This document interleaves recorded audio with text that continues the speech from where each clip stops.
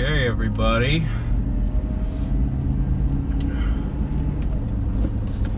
Running some errands today. A little different locale than the usual. I need to address some controversy that arose on TikTok. And a few hundred views of a clip that I showed regarding a tow truck. There's been some fairly lively debate, in my opinion. Some people are a bit critical of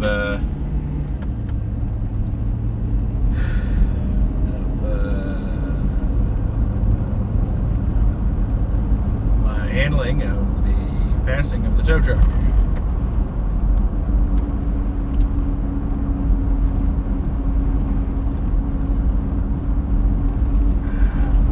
Saying, move over, way to move over.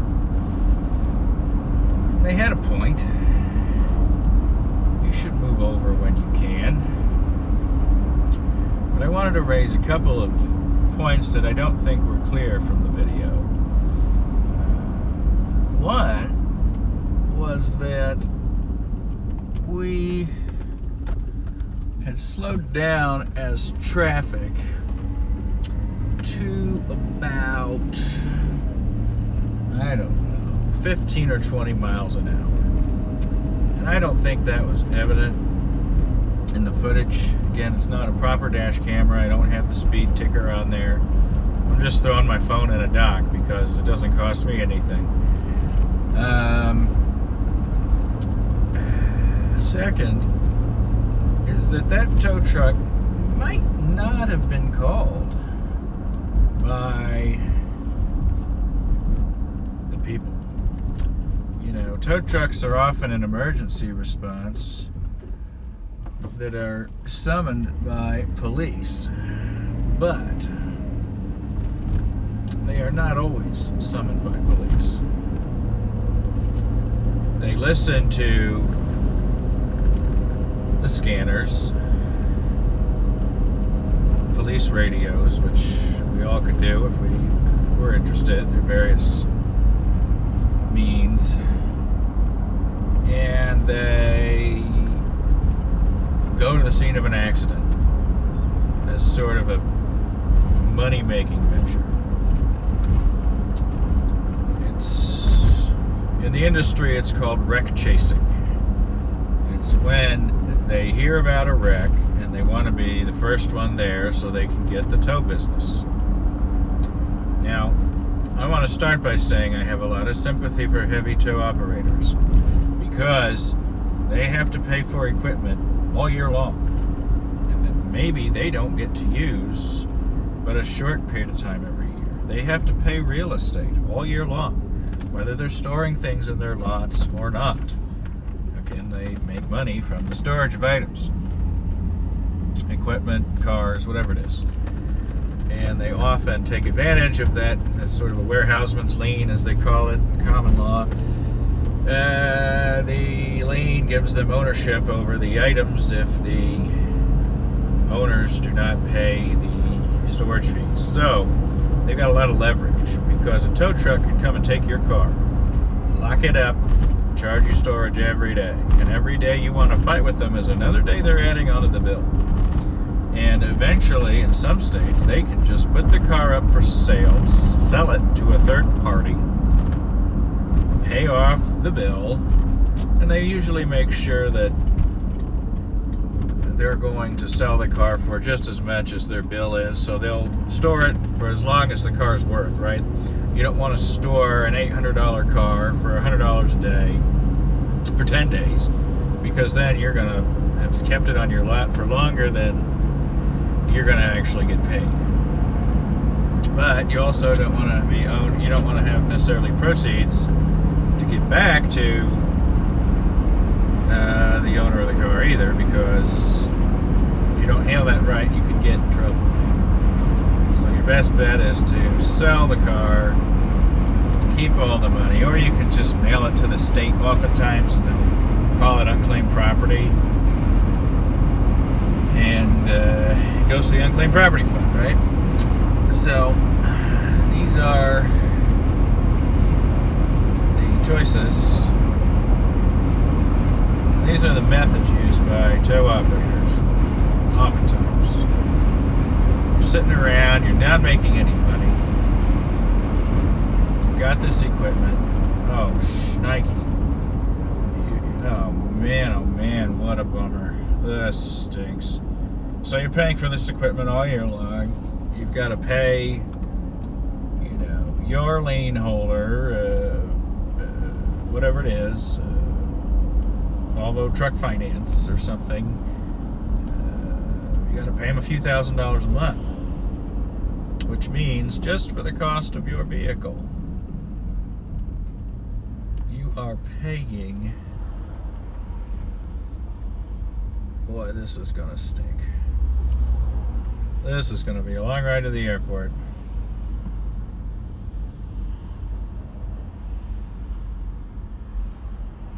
Oh man. So anyways, you want to get out there and get business. If you don't have a brand recognition, which I don't think a lot of us can think of a tow company we'd want to hire off the top of our heads, that's how you make money. The other way you make money is to work with business owners who have problems. A lot of times people are parking inappropriately on private property, and you can put up a sign under state law that says, unauthorized vehicles will be towed. So the tow company will say, all right, we will patrol this area for you. Instead of wreck chasing, they're sort of park chasing, right? They act as parking patrol. If there's someone parking in front of your loading dock, blocking the way for your truck to get in when it comes in, if it should come in, well, that's towable. And we've all done it when we're going somewhere in the city and we see a no parking sign and we think, well, it's Saturday night, nobody cares. Well, somebody cares. And that is the tow truck driver. The tow truck driver is salivating and hoping you will take that spot so they can go tow your car. And then they will hit you up for a lot of money. It could be several $100s. It's worse if you're driving a vehicle like the one in front of me, for example. To tow a commercial vehicle requires even more heavy, sophisticated equipment. And there's not always a great choice of vendor nearby. There's no choice. There's one person and they might be kind of far away and you've got to wait for them, and that's that.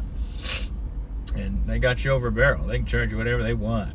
Otherwise, and the police, the law enforcement say, look, you've had a crash, you're blocking our roadway, you've got to get off our roadway. We don't care how it happens, it's got to happen. And a lot of the more aggressive forward-thinking trucking companies and truck drivers, they've got their go-to list wherever they are of a sort of trusted vendor, so that they can override law enforcement and say, no, I want to call Patriot Towing. That's the sticker on this truck. Just say there's a company called Patriot Towing in Davenport. They will be here. Do not take this truck. In fact, there are stories of people who have sort of boldly stood in front of a truck to prevent it from getting clipped and towed by the wreck chaser. The wreck chaser says, hey, I'm here. Why in the world would you want to leave this road blocked for any minute longer than necessary? This is a safety hazard. I'm here. Let's clear the safety hazard. And they've got a compelling point. And that's where you run into problems, right? If the vendor that you want, who will charge you a reasonable price and work with you as you investigate the crash and access to your equipment and all that, they might be too far away to get to you in a timely fashion. They might be busy. They might be close to you but doing something else. And what are you going to do? So these are some of the issues we have with tow companies. They're often unreasonably priced on the commercial side because they're paying for very, very expensive truck equipment. that they don't get to use often. So how do you make a profit on it? You've got to kind of gouge the business that you can get. Doesn't make it right. Doesn't make it fair to the user, the customer. But do you want to have a network, a national network of people who can tow and remove a vehicle from any stretch of America's highways? If you want that, you're going to have to deal with some of these people. You're going to have to deal with the difficult realities of their business model, and people just don't want to hear it. I work with a lot of people who are furious at tow companies. I am too, because the system is rigged in their favor. They also don't do a lot on the PR front. They really are often not, they're in a bit of a cowboy industry, in my opinion. And it's all about bringing home the bacon, and they know it. And why should they be treated any differently for bringing home the bacon than the salesman out on the path, right? This is not a good start to this drive. I'm really hoping that this roadway blockage is short and does not go all the way to 135th Street. If it does, what could happen? Could I miss my flight? Could I not be able to eat until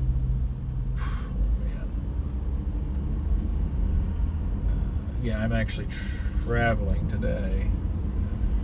Probably won't upload this video right away, so you all won't know. This won't be live. I don't like to post to the internet that my family is separated.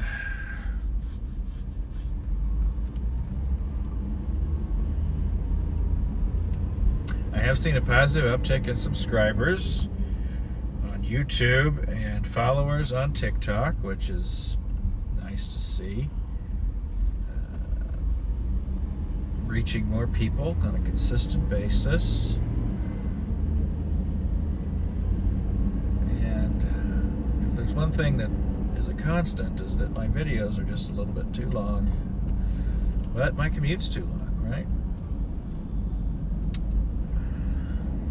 That is the reality of what we're doing. Cutting down all the trees. Oh, come on. I'm going 20 miles an hour. That's the thing with road improvements. They decide they're needed. And it has to get worse before it can get better, which really makes it even worse for the end user. Now, part of this road will be a toll road when it's finished. So if you're widening the road, but it's just going to be a toll lane that I don't know how many people are going to use it, if I'm being honest. Does it do that much for us? People who want these projects passed will promise a lot of things. One of the things that makes the project more palatable is anticipated toll revenue, right? And if that toll revenue doesn't show up, well, so what? We got paid to build the road. We don't care.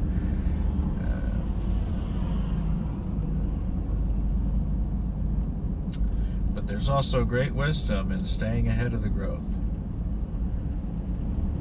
That is a fact. If you can stay ahead of the growth, then those growing pains you have when you widen the road, when it's highly congested, you're really not, you're doing a disservice to your population if you wait until it's so bad to make the changes, right? You need to do it before it gets. People shouldn't be actively irritated on a chronic basis. But at the same time, if they're not, there's no political capital to do it. So you kind of have to find that balancing point where the people are motivated to see change, but not to the point where it's going to really inconvenience your community for months and months on end to make those changes happen. And by the time they're done, the growth is continued, and you kind of end up in this spiral where the population growth can't match the infrastructure growth. And so you want to go big and go bold on these infrastructure investments so that they last you for a few years at least before you want to do it again. So there's your 15-minute rant on a lot of things.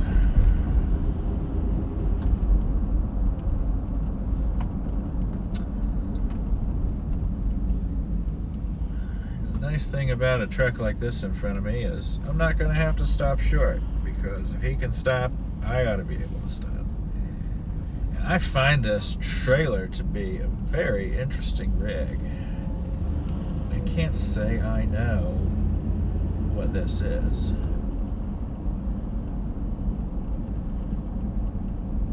I'm going to assume it's agricultural.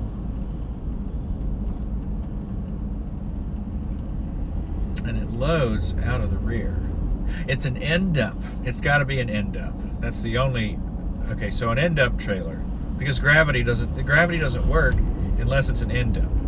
And end dumps are dangerous and accident prone. So what happens with this trailer is that compartment in the center opens up, but the entire trailer lifts on a hydraulic lift and dumps everything out of this end compartment.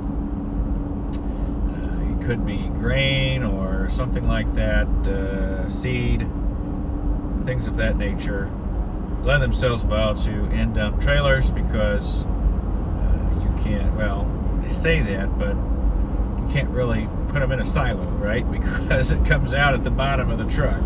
So, a lot of those, they come out underneath the trailer. Just open the container on the bottom side. So this is kind of an interesting unit. We dump into sort of a warehouse processing facility, conveyor belt type mechanism to process the cargo. Rice grains, for example, great example. I think we're finally out of the soup here. Lordy, that really slowed me down. Okay, here's an example of when a car needs to pull back. Iowa. Good job, kid. Hat tip to you. Let that guy over. Here's an intermodal on a flatbed. And actually, it's a step deck. Let's see how it's lower. But still, yet. That is a height hazard. Obviously, at least it's on a step deck, but here's a proper intermodal chassis ahead. That's the kind of traffic you've got on a mid-morning on a weekday. So we had the left lane closed. Now they're closing this lane, and this is just a real bummer of a choice of highway. Not that I had a lot of choices. I didn't have a lot of choices. This is the main north-south corridor to my home. And it's quite direct and quite convenient where it's functioning. Excuse me, pardon me. I'd like to get to the airport early and kind of experience. I've flown into the new airport, as I may have discussed in the past. I flew out of the old airport. On the last day, it was a functioning facility. And that was a very unpleasant experience in so many ways. It was an empire dying, you know. It was really, I don't remember if I've told the audience about this or not, but it was a hell of an experience. I've never had anything quite like it. You know, the basic facility was all there. You had chairs, you had bar counters, you had kitchens and vendor booths, but it was all abandoned. There Starbucks open. There was a snack bar, convenience store place was open, but did not. I need to get up here. Its inventory,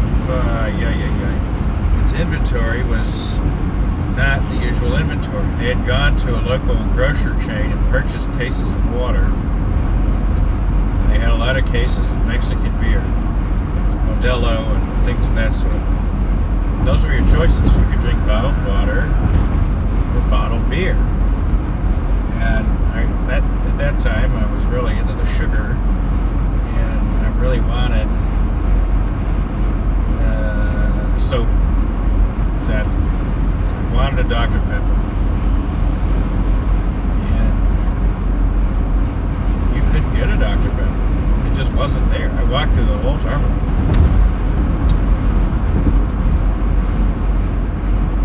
Somehow I figured out. I went to this sad sorry excuse for a Mexican restaurant.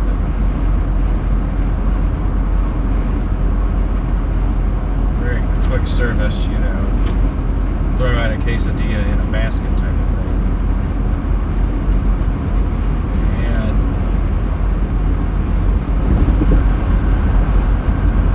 I'm standing there debating about going in, and I'm hearing all these stories. We're out of this, we're out of that. But I heard her say, all we have is water and Mr. Pibb. And I said, aha! I found the last soda fountain in the airport, and it happens to have something close to Dr. Pepper. So I sit down quite excited. Go ahead and order lunch since it's lunchtime. I order my soda with it and a water. She comes out and says, "This is my last napkin." Gives me a napkin. This is the last napkin. This is noon, mind you. What's happening in the evening? What are these people dealing with when they're flying out at night? Remarkable. So they were out of, you know, all sorts of utensils, miscellaneous items. They were calling out last of this, last of that, the bar, you know, this is the last Stella, out of vodka, you know, stuff like that. It was really, you know, again, it was like we'd been on the ship and on some kind of COVID, or, well, in COVID you'd be isolated. It was so weird. It was just so weird. And the lady was trying to leave from her shift and yelling at coworkers through the glass windows, and it was just a real mess. So I got my soda left, flew back into the new airport,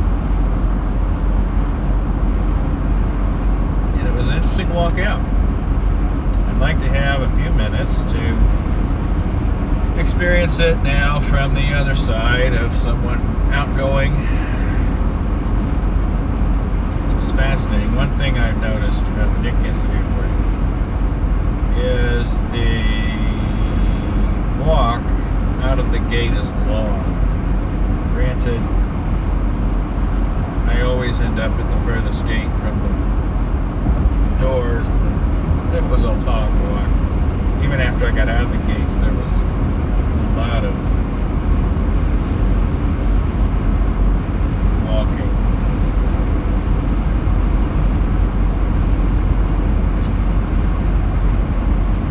It was such a long walk that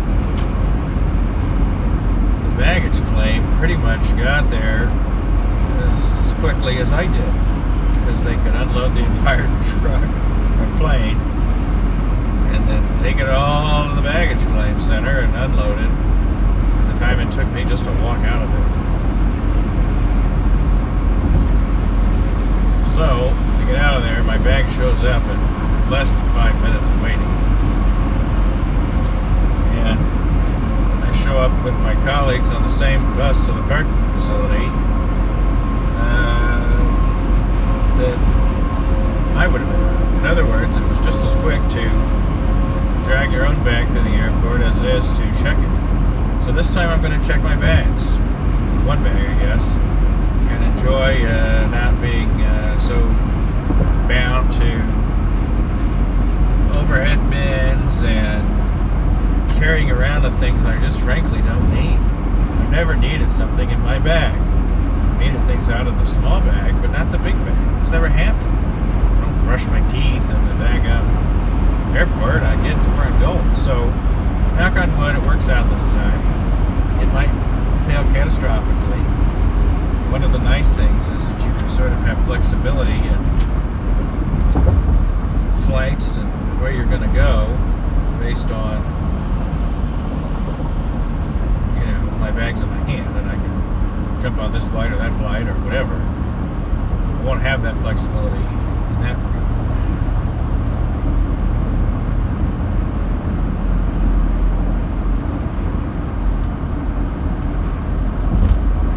Pluses and cons. Pros and cons, right?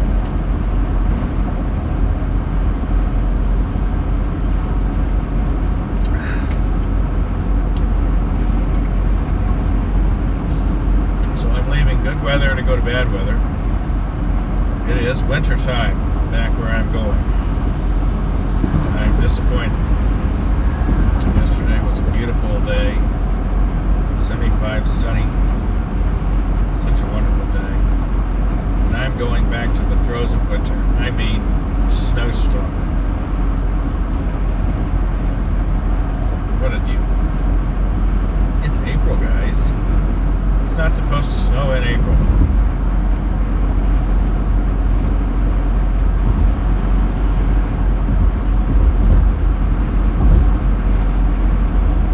Boy, is it gonna. I have a feeling that I've even dealt with snow in May in certain parts of the country. Well, I need to get over for this exit. Let's hope he doesn't too. People are not accommodating my needs. I'm going 80 miles an hour.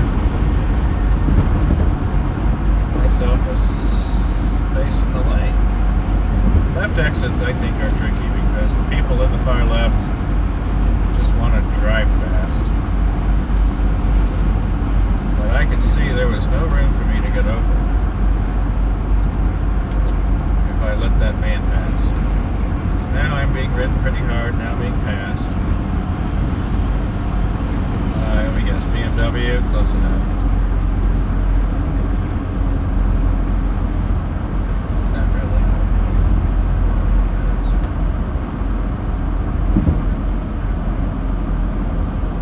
Oh boy.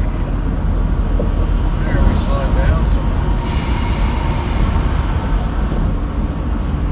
No reason for that. Dangerous.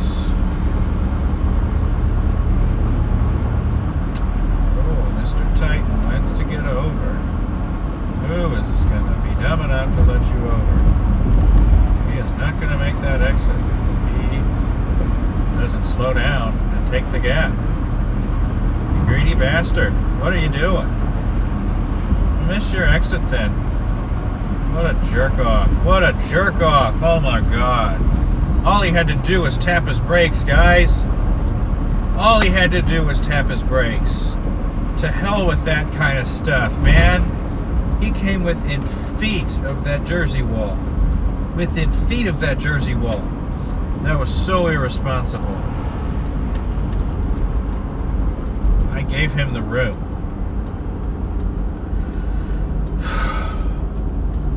I'm going to tell you, I'm a little tired to be driving today. I don't feel well. I don't have the concentration I like to normally have.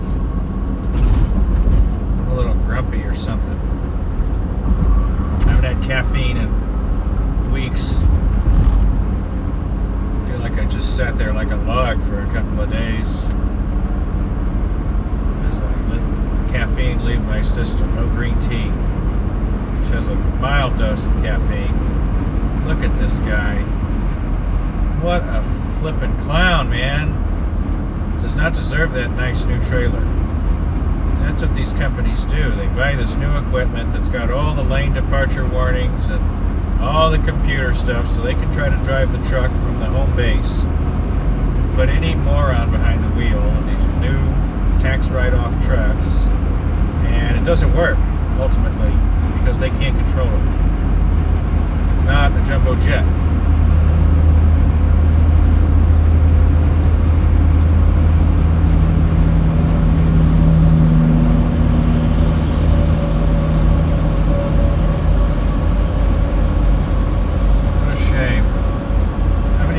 Something moved, and here's a truck, nothing on it, full flatbed. And that curvature is a good thing. The flatbed's not actually flat when it's empty, it's curved.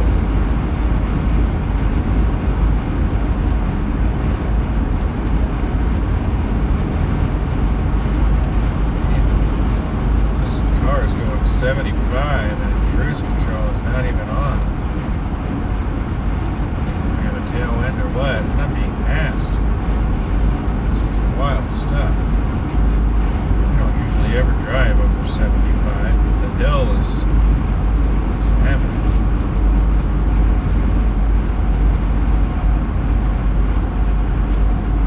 So this guy's got a convex mirror that I could see, and now I can no longer see, which means he can't see me. Important distinction. Now I can see the mirror, he can see me. I can see the mirrors on the red truck, he can see me. Doesn't mean he's looking or she's looking. It means they have the ability. And if you're in a spot where you don't have, my goodness, people, I'm going 70 miles an hour. I'm speeding. This is a dangerous, and this is another consequence of these bottlenecks. When you've got construction zones and slow down traffic, people become very frustrated. And then they take it out on the stretch of road past the delay, where they want to make up time, they want to feel in control. I'm in control of my life, gosh darn it. I'm going to go 85 miles an hour because they stole that time from me. Alright, so let's see what Titan moron up here does when faced with the intersection of I-70 and 635. Does he know that he needs to be in the left lane to go west and the right lane to go east and the center lane to stay center? As he drives off into the goddamn shoulder, stupid piece of shit. I hate people like this on our roads. I ought to call the cops, honestly. I really should, but who do you call, right? Not a 911 situation. But maybe they could ticket him and say you're over hours, you're tired, put him out of service or something, Yeah, go ahead. Get on I-70 and kill somebody there. Stupid fucking prick.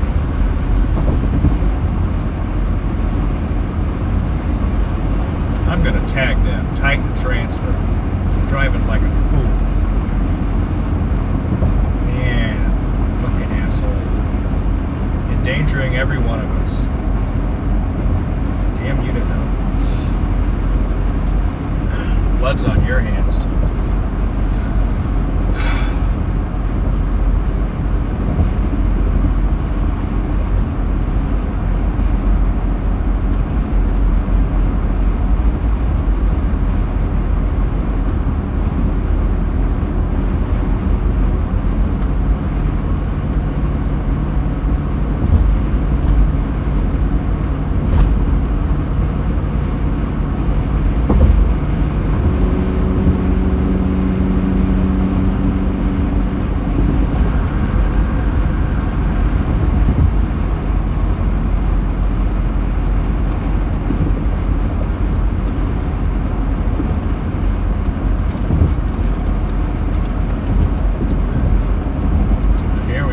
Disabled truck, not necessarily disabled, but stopped.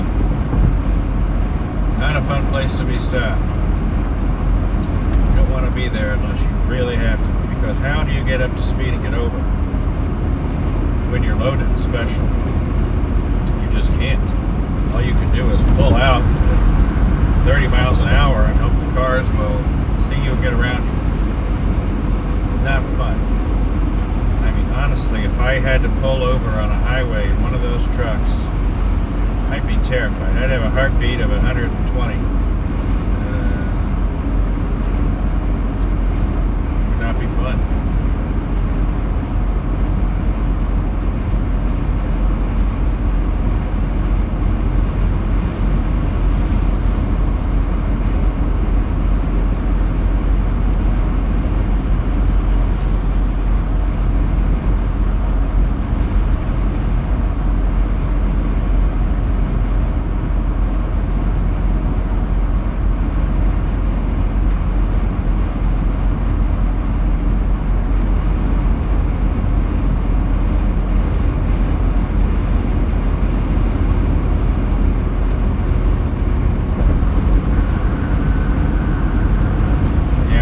5 minutes, I think I would have made it to the airport by now, if not for that slowdown.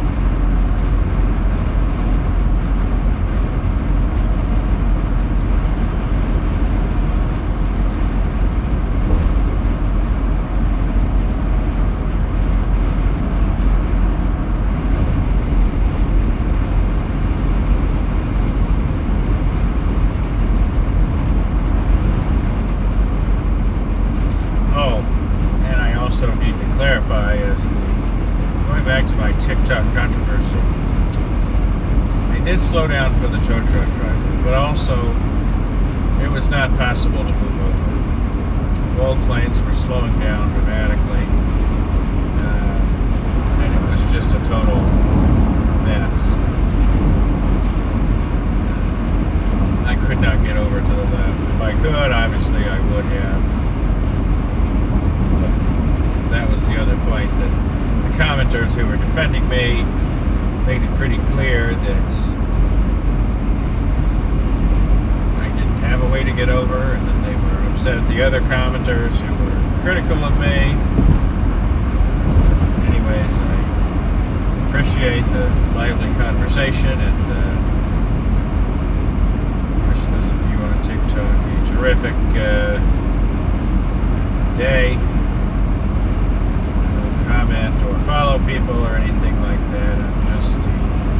I'm just the producer. I'm not an interactor. I'm not trying to build a following or anything. I just like to know that people find what I'm doing interesting, and what I'm talking about is interesting. Again, take this dead time, this wasted, useless time that is in my life, driving to and from work, and make it count for something. You know, if it helps one person maybe learn about an industry they want to go into, or learn about something that maybe makes them safer. I don't know.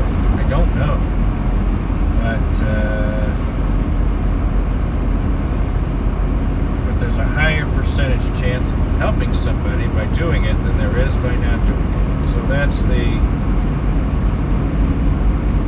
analysis there. And I've been driving a long time. Same drive, a lot of miles. And I can't say I've seen anything remarkable, something that would have been these viral crash videos that you see on YouTube. I've never really seen it.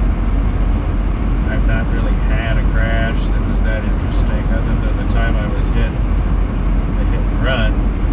And even so, that didn't show much. So I'm not hoping to catch, viral gold with some sort of crash on the camera. I don't expect there to be a crash. I do everything I can to prevent a crash. Now, I can't control what happens in front of me, but I can control what I can control. And having a post-traumatic brain that I probably have, I am constantly thinking about the ways that I cannot control what happens to me. Since most of life is things you can't control happening to you. And my brain, in reaction to that, hyper-focuses on the things that it can control. That is the reductive reasoning at all times. What could you have done? What could you have done? Could you have driven slower so you had a better space to react? Yeah. In so many crashes that I work in, especially with professional drivers, the sole reason why they might be liable is because they were driving too fast for the conditions. Even if they were following the speed limit, it is irresponsible, therefore negligent, to drive 65 into a traffic slowdown. You have to see, perceive, react. Perceive, react, okay? If you don't perceive the danger, you can't react to the danger. Look 10 to 12 seconds ahead. So if I'm doing that here, I'm looking up at that hillside. Okay, we got a guy coming on the ramp. We got some orange lights. Things are probably going to slow down. I need to slow down because I've got a heavy vehicle. And I need to be in control of it as best I can. When you drive it like you're driving a Kia Soul, you're going to kill somebody. Right? You're going to... Let me tell you. The number one way to die in a rear-end car crash is to be lying across the back seat or severely injured. Don't lie across the back seat of a car, ever. That's your tip of the day. Especially on like these long road trips, people lie down across the bench in the third row or something like that. And I've seen it too many times. Everybody else in the car, van, were belted and secured and fine. And the person who wasn't was the person who was lying across the benches. That applies to sleeper berths in trucks as well. If you're a team driver and you sleep while your colleague drives, you're in danger. Those are some of the worst injuries. And not worse, just there is a clear and often seen connection between a more severe than usual injury and a person who's been lying in a sleeper berth. And to the extent you can belt yourself into those, do it. But I see a lot of injury claims that arise. Well, hell, a lot of them aren't even injury, they're death claims, because you're in that back row, you're the closest to the crash, and you're hit across your entire body in a manner in which you weren't designed to be hit. Cars are not designed for you to lie down, and they'd look a lot different if they were. And I think you even notice, if you've ever done it, the seats are lumpy, they're uncomfortable, they're just not meant in this day and age to be lied across. It's not comfortable anyways. And if you are going to do that, do it when the car's stopped. But stop it in a place that is safe to stop it too. Not on the side of the road, right? There's a lot of car camping and things like that going on these days. Living in the car, blow up a mattress over the back seat, lie down on it or something, and fine and good, but do not do that in a place where you can be hit at highway speeds by another vehicle. Even if there's a small chance of that, because that's not where you want to be. I'm not going to get into the basics of safety mechanics and all that of passenger cars, because that's just boring, but the advice is sound.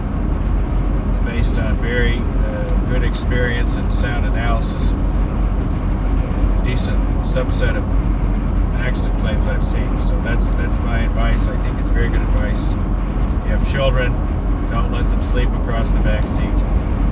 you've got a big car like mine, you can throw a mattress in the back, fine, but don't do it while you're driving. Because, and you might think, well, you know, fuck them, I don't even like that person or whatever. Hold on a minute. Because if you've got an unbelted body in the car, it's not about them dying, it's about their frickin' femur stuck into your neck and you bleed to death, okay?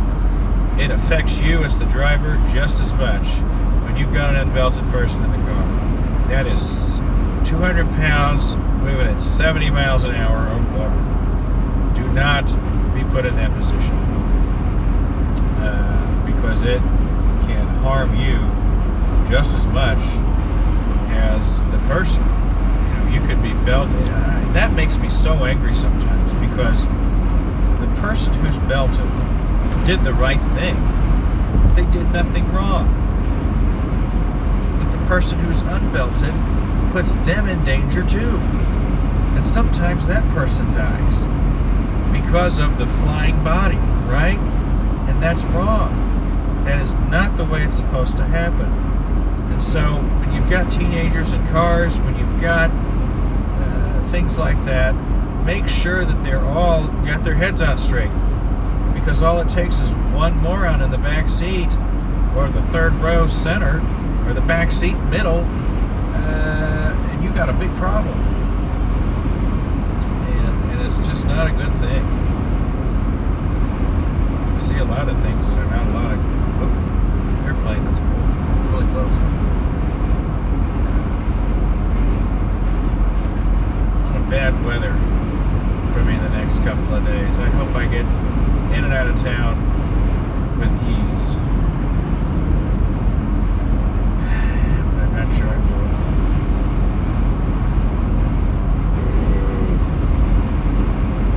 Well, I've talked for about 50 minutes about a lot of things.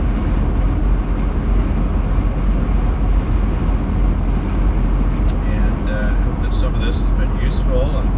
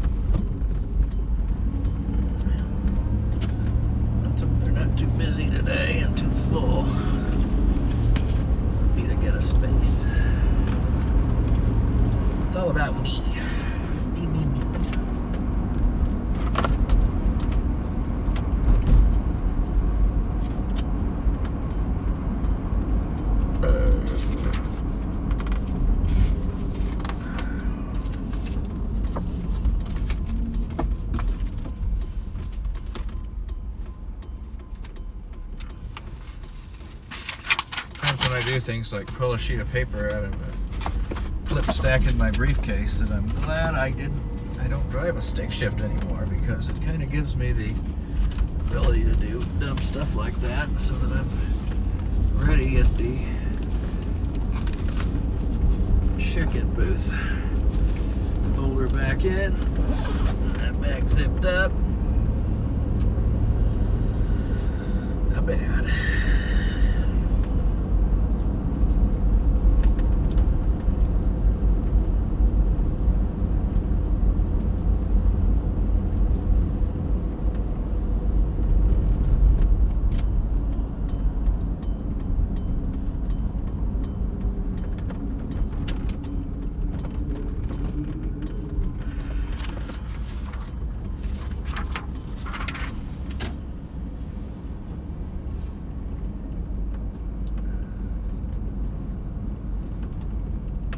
pretty full to me.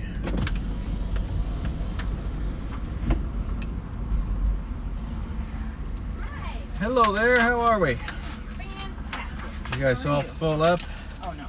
Good. Not once. Well, Like, how am I supposed to do my job and keep my customers happy when I literally can't give them the exact same thing they want? But yeah, we got plenty of room today.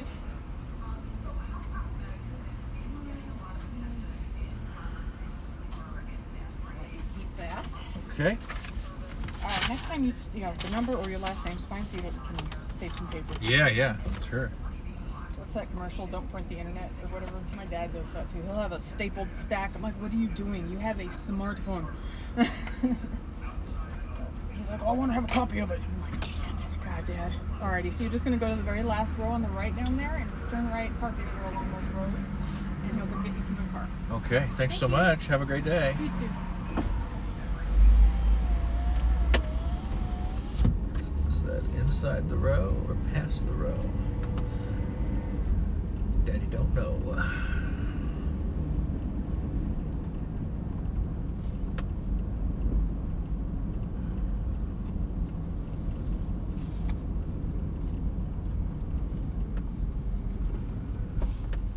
Not gonna be anything down there.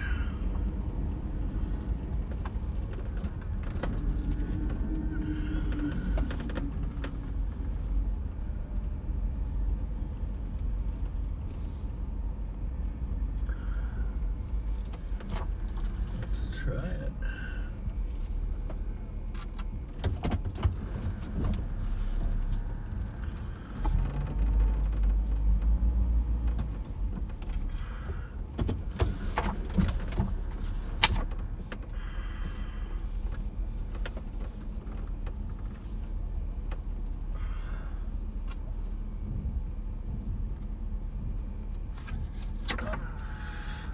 Peace and blessings.